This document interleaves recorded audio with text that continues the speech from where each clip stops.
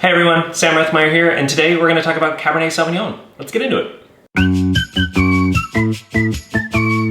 So, hard to talk about Cabernet Sauvignon and not talk about Robert Parker.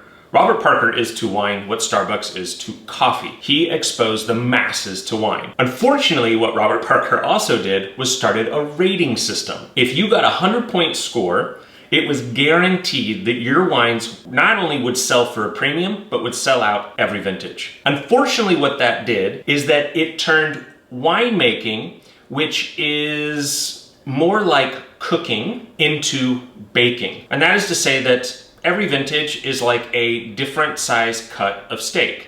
If I asked you to grill 5 steaks, medium rare, each one is going to be handled a little bit differently because of thickness, size, etc. Baking, on the other hand, is formulaic. If I ask you to make me blueberry muffins, they're going to turn out the same way every single time. So rather than wines being complex and having all of these different characteristics, they became very homogeneous and kind of one note, because if you got 100 points from Robert Parker, you'd sell out. And that's why when your guests sit down and go, do you have any Napa Valley cabs?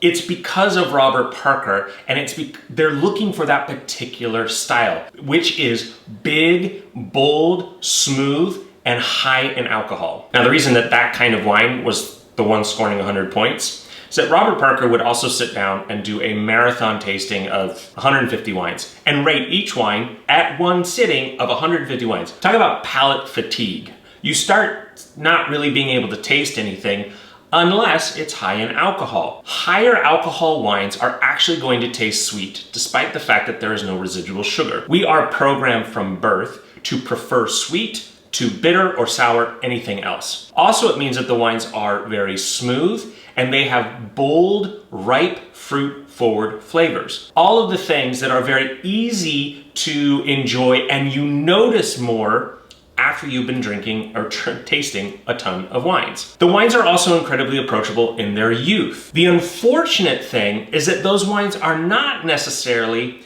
age-worthy, nor do they pair very well with food.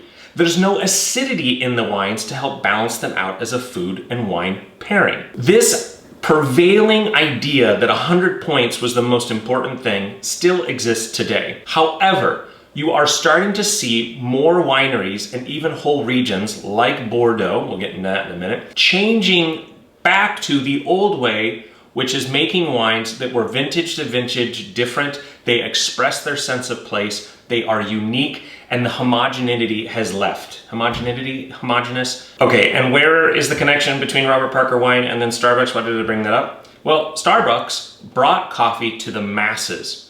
Radically important, and because of that, you now have all of these small independent coffee shops that are, in my opinion, making way higher quality coffees than what Starbucks does. But you needed Starbucks in order to get there. Robert Parker may have made an entire generation of wine drinkers like a particular style, but he also got an entire generation of people to start drinking wine. It's like J.K. Rowling's with Harry Potter. It got an entire generation to read voraciously. Now, what you're starting to see is that the 100 points don't mean as much as they used to, and winemakers, even whole wine regions like Bordeaux, are starting to make wines that are complex and are not shooting for that 100-point score, but rather trying to make the best wine in each particular vintage. And look, that complexity is a good thing.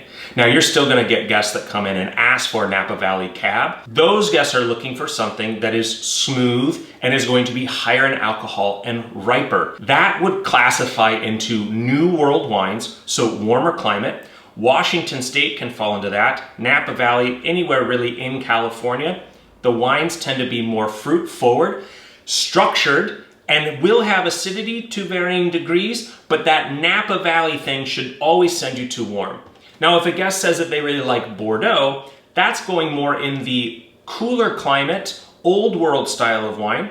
Bordeaux as a region makes some pretty incredible wines, and you can have the price range anywhere from tens of thousands of dollars to 90 bucks on a wine list, $60 on a wine list.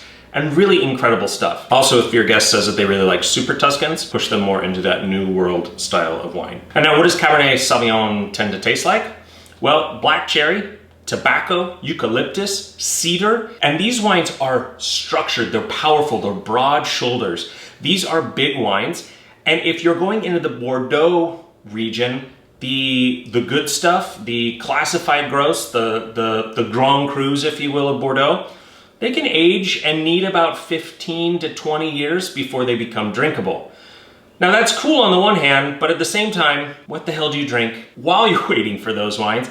And that's where Napa and New World cabs can actually be really useful in a restaurant setting. Something I also encounter is that you're gonna have guests that sit down and immediately order a bottle of Cabernet Sauvignon. My recommendation is to never do that. Cabernet Sauvignon is a great wine from the midway point of the meal towards the end. If you start with Cab, there's really nowhere else to go to progressively get bigger. If they really want to start with a red wine, I would suggest going with something like a Pinot, a Grenache, something that's in the lighter camp that they can build into.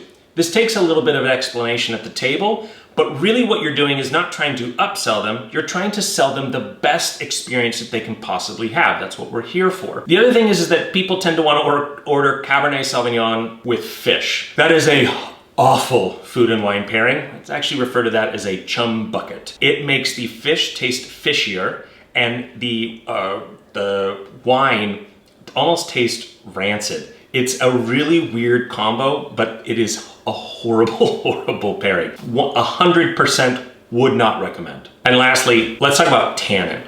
So Cabernet Sauvignon is a highly tannic wine. Tannins are not something that you taste, rather it's something that you feel. It's a tactile sensation on your palate. So whereas acid will make your mouth water, another way to talk about tannins is that they're grippy. It grips your mouth. It takes all the moisture out of your mouth. Now this is a key or a very important detail, how to pair Cabernet Sauvignon with food.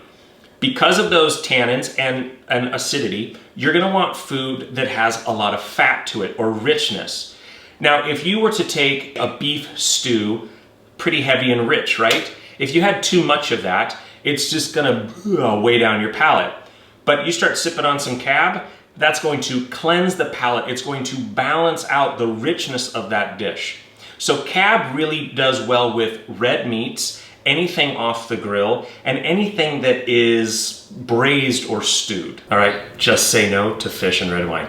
Cheers.